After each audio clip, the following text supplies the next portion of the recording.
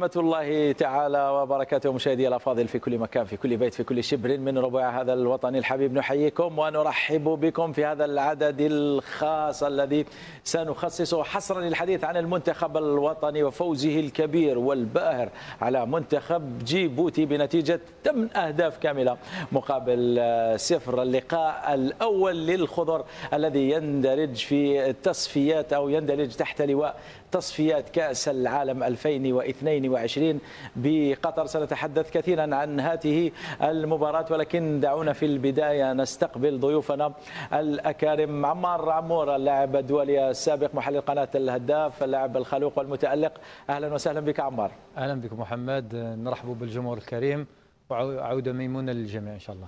أهلا وسهلا بك عمور بالكمامة اليوم. كمامة تحفظا وحماية لنا وحماية لأنفسنا وحماية لأحبابنا إن شاء الله. ما شاء الله. أهلا وسهلا بك عمار. معي أيضا المايسترو عامر بن علي، لاعب دولي سابق، محبوب أنصار مولودية الجزائر والعائد إلى فريقه مولودية الجزائر من باب التسيير هذه المرة. أهلا وسهلا بك عامر.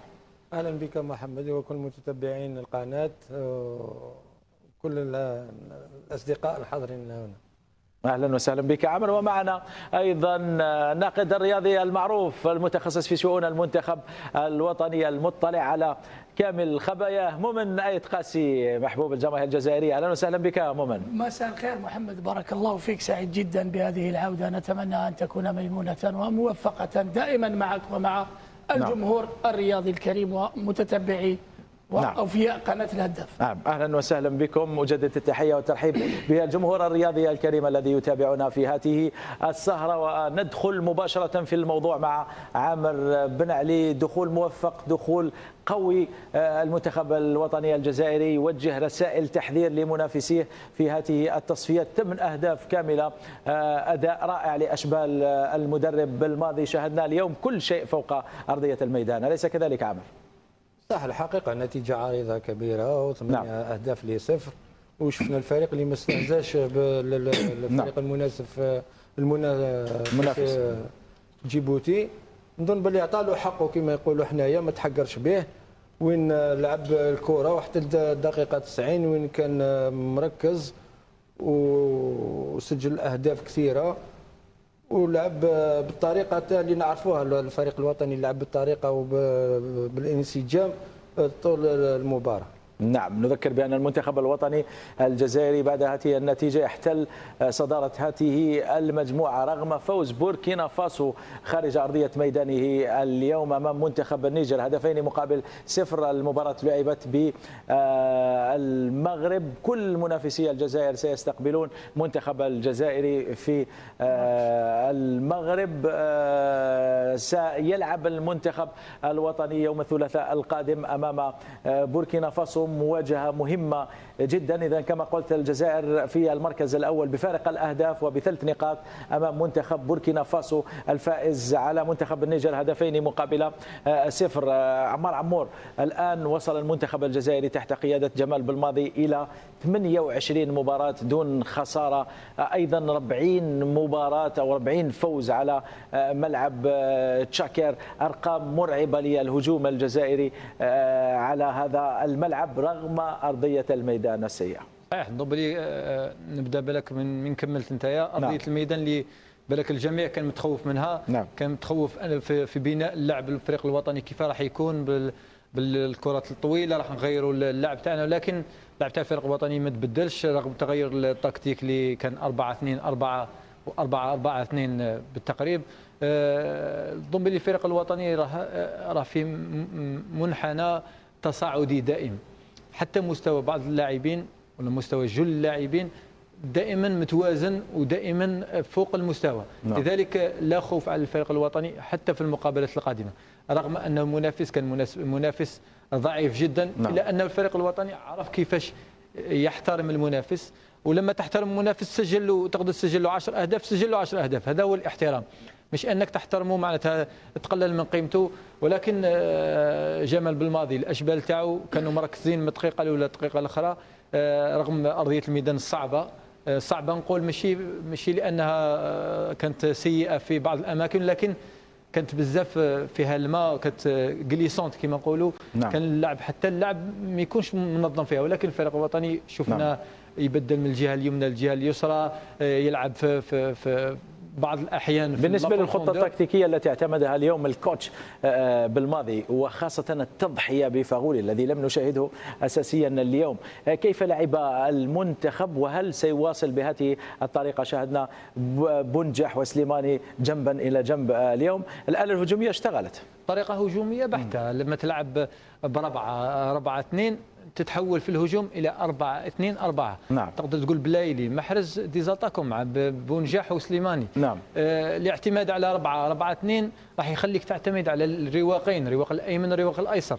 ما تكونش لابروفوندور ما تستعملهاش بزاف، لانه التكتل الدفاعي راح يكون دائما في الوسط. المهاجمين راح يكونوا دائما لما دير ان سونتر راح يكونوا المهاجمين على الاقل 2 مع اميليو تيران اللي يكون تروازيام. ثم الخطه هجوميه بحته. نرجع شويه للوسط، رغم عدم وجود اون سونتينال اللي يقدر يديرها الا قديورة، بالاعتماد على وسطي ميدان، واحد الجهه اليسرى بالناصر وزروقي اللي ادوا مقابله في المستوى، كانوا الوحيدين اللي في الوسط الميدان، ويخلوا 4 مهاجمين يلعبوا بكل راحه. وفاغولي ما محله من الاعراب يا مؤمن؟ لا محمد، اول شيء تعلم ان اليوم جمال بالماضي اخذ بطريقه اخرى في بنايه اللعب وفي استرجاع الكره، لاننا لا نستطيع ان نتكلم عن طريقه دفاعيه امام منافس شاهده وعاينه كما يقول لك لا ديكورتيكي او موندر ديتاي، يعني في كل التفاصيل. تحدثوا داروا قبل ما نلحقوا المباراه، داروا مرتين فيزيون سيونس فيديو، يعني مرتين حصتين فيديو، شافوا مليح هذا الفريق انه يلعب متكتل دفاعيا حوالي في 18 متر. لما تلعب 18 متر 2 ميليو تيرا يكفوا بور لا ريكيبيراسيون او اون سي جامي يخرجوا بدي كونتر اتاك. اليوم شفنا ان الفريق الوطني حطم ارقام كثيره وكبيره منذ مده ما شفناش منتخبنا الوطني بدون سفيان فاغولي اللي هو مهم جدا. لما لعب 4-3-3 افيك ميليو انتيريور، هو كذلك يقدر يلعب مع زروقي في نفس الخط، ولكن هو احسن واكثر نجاعه لما يكون في 4-3-3. ولكن اليوم محمد كان فيه عدم استثار وتحكم، صحيح احترم من المنافس، تحكم كبير في المباراه رغم كل المشاكل التي عاشها المنتخب الوطني.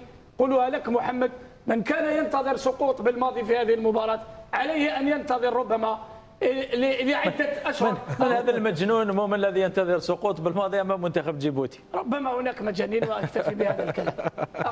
اقول ان من كان ينتظر تعثر بالماضي سينتظر وينتظر وينتظر، لاننا من المستحيل ان يلعب فريق وطني بطل افريقيا في ارضيه ملعب كاتشكر. انا لا الوم، قد قال كل شيء الناخب الوطني، يقصد من يقصد لا يهمني. انا اليوم لا، نحن يهمنا مؤمن من كان يقصد الناخب الوطني. نحن دقينا نقوس الخطر محمد في هذا المنبر عن عمليه الكولسه في التحكيم. اليوم اصبحنا نتحدث عن ارضيه ملعب، تقول انت في شهرين كما قال هو في شهرين ارضيه الميدان تولي ما كانش. لا، يجب تحقيق حقيقي. اذا كان كما راهم يقولوا علاش بالماضي يقدر يغلط، نقول له صح الاحوال الجويه مرحبا، بصح باش تقول لي انت هل هناك جزائريون ضد المنتخب الوطني؟ يا محمد لا اقول جزائريون او اجنبيون، او هناك دائما اعداء النجاح.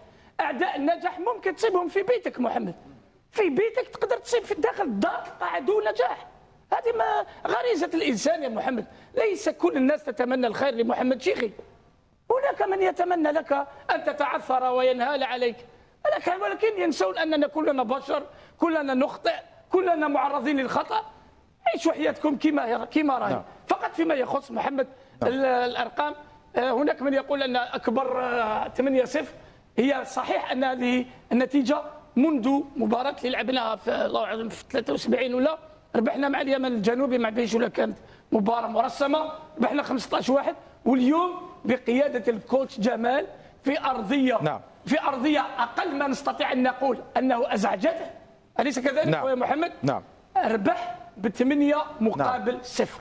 نعم، وهذه أكبر نتيجة يحققها جمال بالماضي منذ وصوله إلى على رأس العارضة الفنية للخضر. ننتقل مباشرة إلى ملعب البوليدة للاستماع إلى الناخب الوطني جمال بالماضي الذي ينشط ندوة صحفية في هذه الأثناء.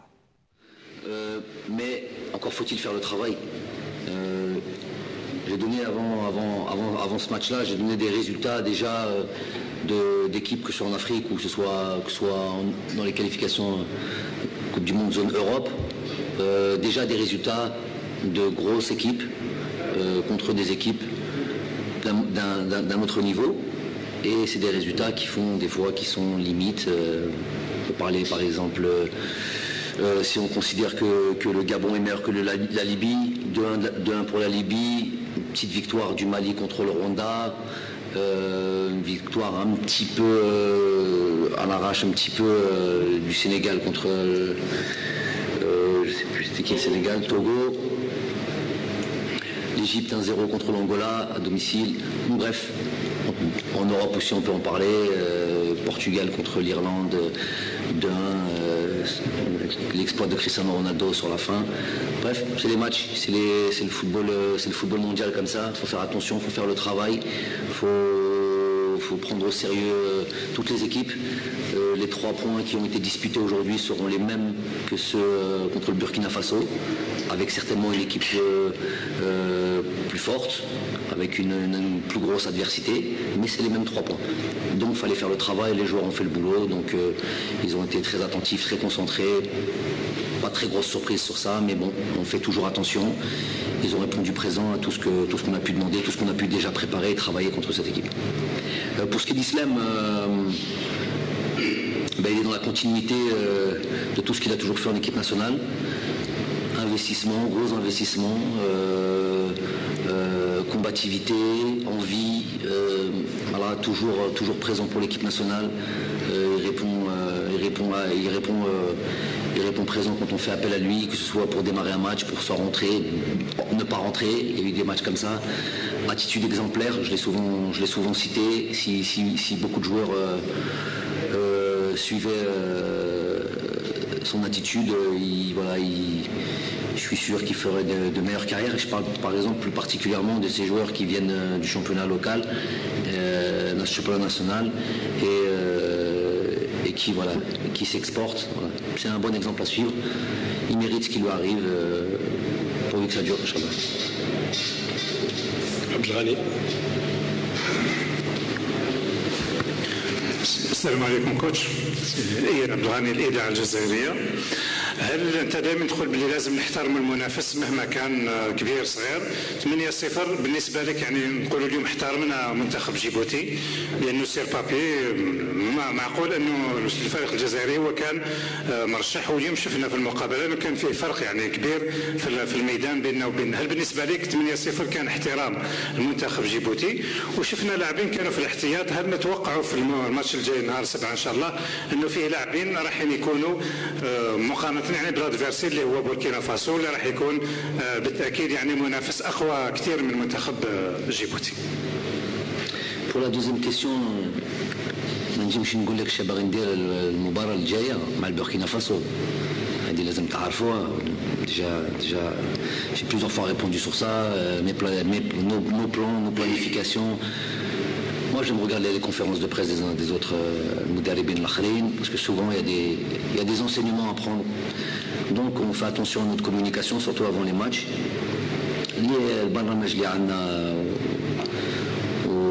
Ce qu'on a préparé pour le prochain match, ça restera chez nous. Inch'Allah, on en reparlera après le match du Burkina. Pour ce qui est voilà, la manière de respecter l'adversaire, l'entraîneur adverse est venu me voir et m'a dit Gali Shukran ala l'ihtiram. Voilà, c'est la meilleure manière de respecter l'adversaire, c'est d'être très sérieux, de préparer le match comme il se doit, de faire attention à tout et de venir avec l'engagement qu'il faut. Voilà, tout simplement.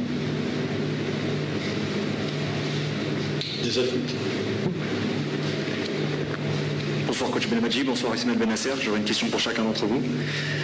D'abord Ismaël, tu marques ton retour en équipe nationale après une petite période d'indisponibilité liée à une blessure. Quelles sont tes sensations de retrouver le groupe, surtout dans ces conditions-là? Est-ce que physiquement tu t'es senti à l'aise, et notamment dans cette évolution tactique du 4-4-2 où tu as formé une nouvelle paire avec Rami Zerouki? Et pour le coach, ma question est justement liée à ce sujet-là. Peut-être écarte-le micro. Ouais, l'écarter. Ma question est liée à ce sujet-là. Ça fait quelques matchs, effectivement, vous parliez d'évolution, de flexibilité tactique, de changement que vous êtes en train d'amener.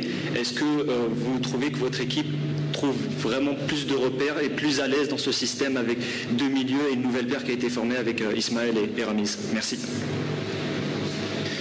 Salam alaikum. Je suis très heureux d'être retourné en équipe nationale. Comme toujours, c'est un honneur d'être ici et de faire partie de cette équipe. Physiquement, je vais beaucoup mieux, alhamdoulilah, et j'essaye de retrouver mon niveau pour aider au mieux l'équipe. Et voilà, rien d'autre.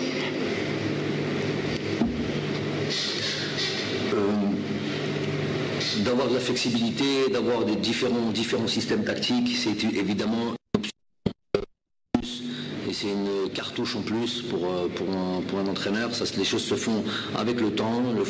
D'abord trouver une stabilité, d'abord trouver un fond de jeu, un système qui nous convient, mettre les joueurs dans les meilleures dispositions tactiques. Ensuite, quand on peut doubler, tripler, avoir plusieurs systèmes en fonction de la problématique de l'adversaire, en fonction de nous ce que l'on veut mettre en place. Évidemment que c'est une plus-value. Encore faut-il avoir les joueurs pour ça, encore faut-il avoir le temps pour ça. Mettre en place un dispositif tactique où tout le monde se sent à l'aise et tout le monde donne sa pleine. Qui peuvent être dans les conditions idéales pour performer. Ça prend un peu de temps. Alhamdoulilah, j'en suis à ma 3e année avec cette sélection. Les choses vont bon train. Les choses, on commence à devenir.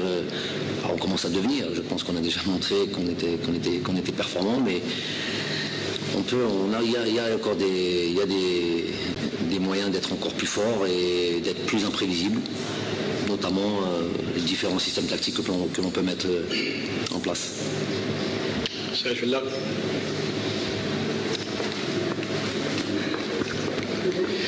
Bonsoir coach, bonsoir Ismaël.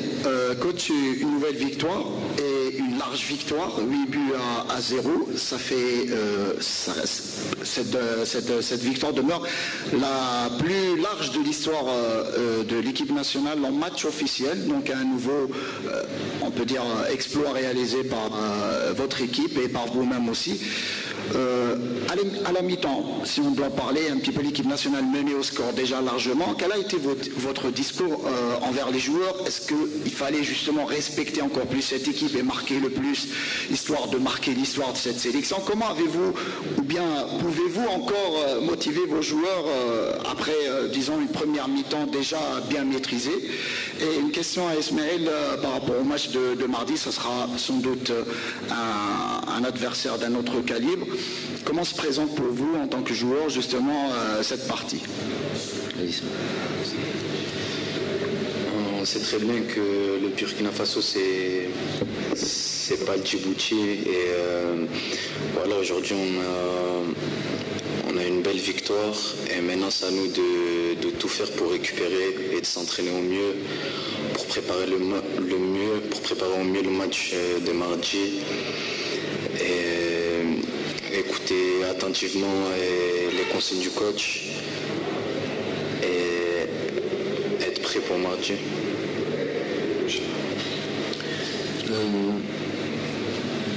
C'est tout un état d'esprit qui règne dans cette équipe. Je l'ai souvent mis en avant, une fois de plus ce soir.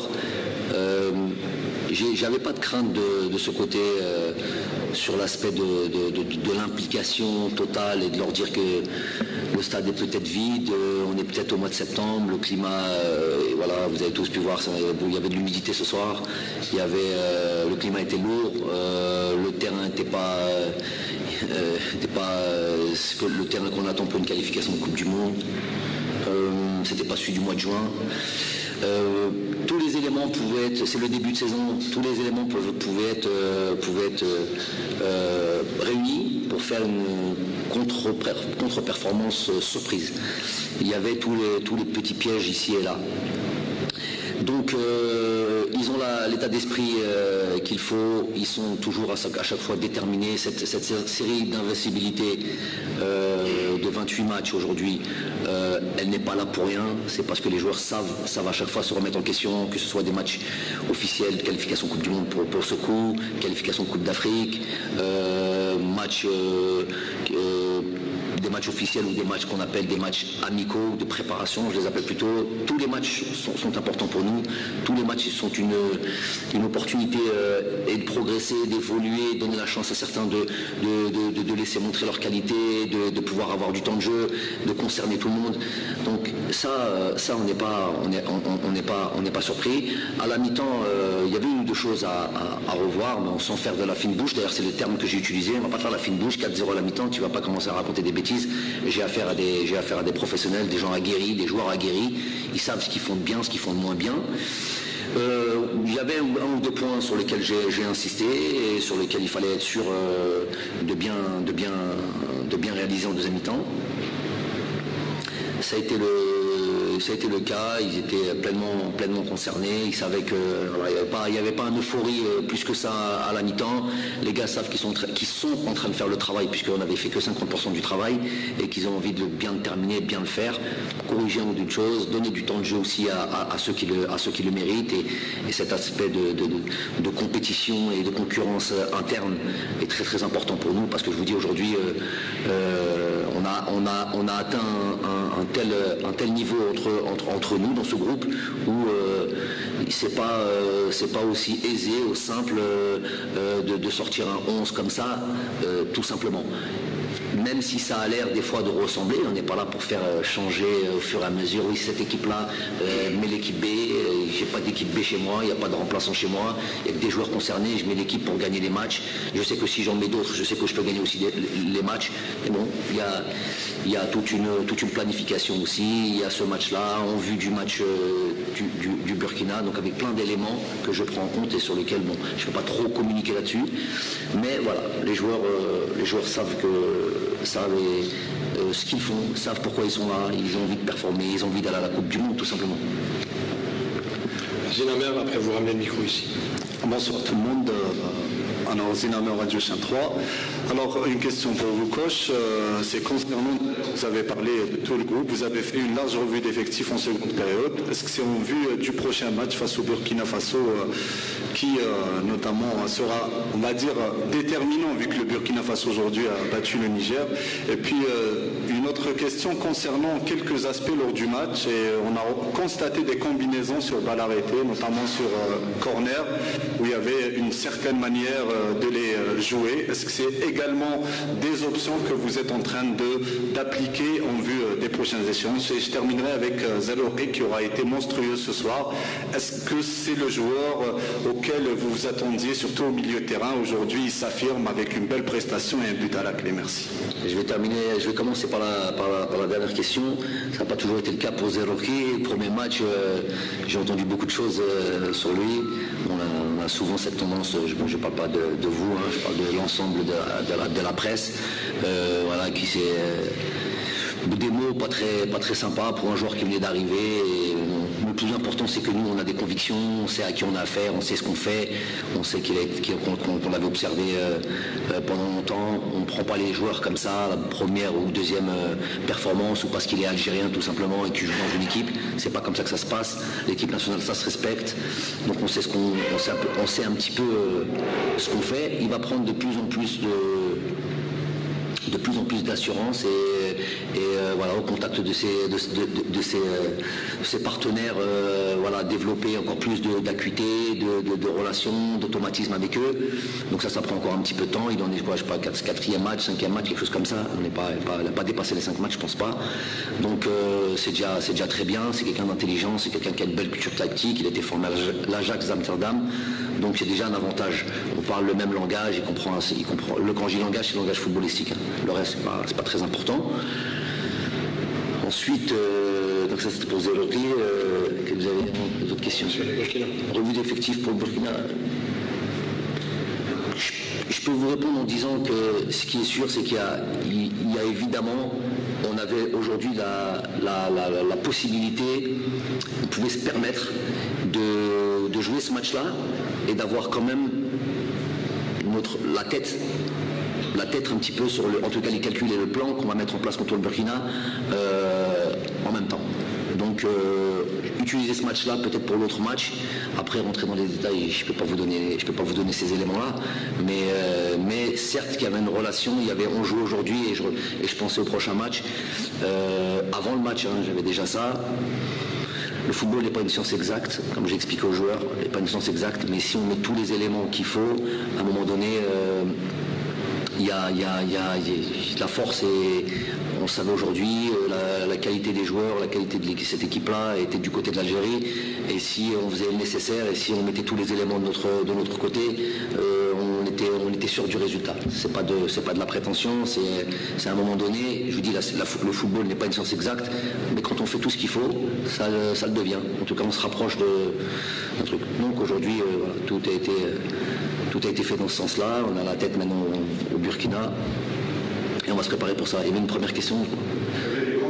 Les combinaisons sur coup de pied arrêté, on a bien vu qu'ils mettaient la majorité assez facile à analyser. Tout manquait de respect à l'entraîneur de Djibouti. L'ensemble des joueurs étaient dans leur surface de réparation, donc il y avait largement la possibilité de faire des combinaisons et des corners ou des coups francs indirects, chose qu'on a fait. Merci.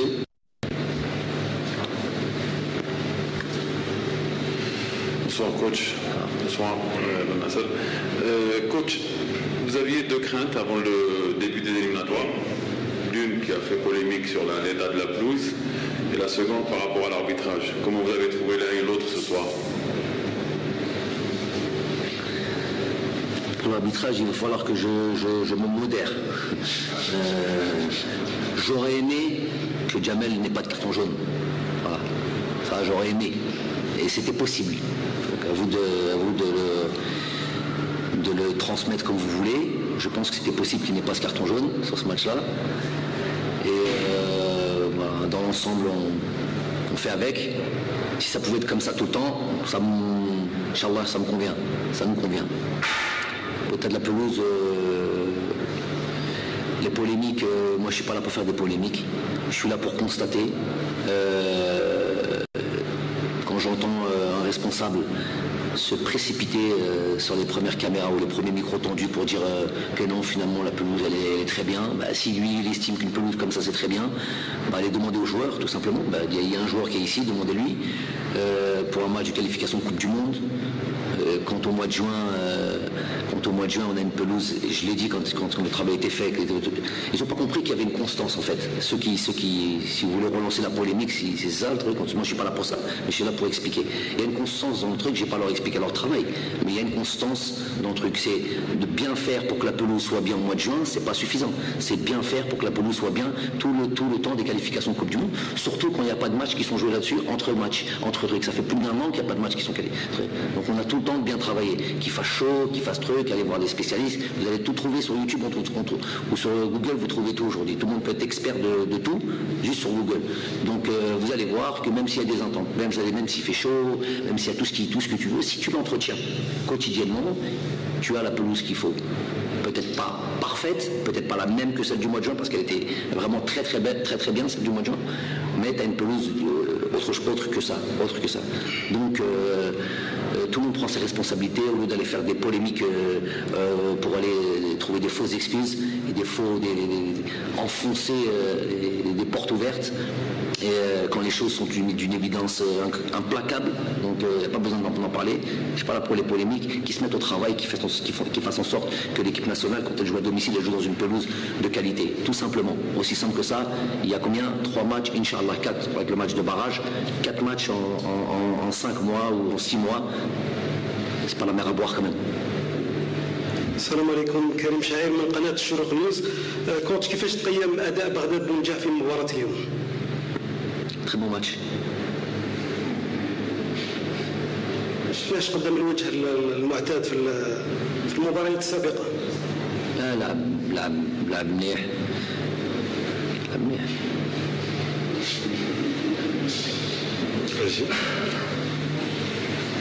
Coach, salam alaikum.